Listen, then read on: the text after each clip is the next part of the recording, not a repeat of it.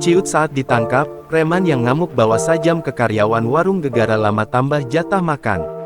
Tengah beredar video yang memperlihatkan aksi seorang pria yang diduga preman yang mengancam karyawan warung makan terekam kamera CCTV viral di media sosial.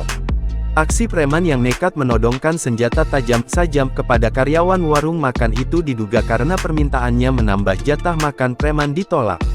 Diketahui, kejadian tersebut di salah satu warung makan di Kota Kendari, Sulawesi Tenggara. Kini, diketahui preman tersebut telah diamankan di Polsek Poasia. Video penangkapan preman tersebut pun beredar di media sosial. Video viral tersebut salah satunya diunggah oleh akun Instagram @medsoszone. Melansir Tribun Sultra, Kepolisian Sektor atau Polsek Poasia meringkus terduga pelaku berinisial Mi di Jalan Lumba-Lumba, Kelurahan Lalolara, Kecamatan Kambu, Kota Kendari.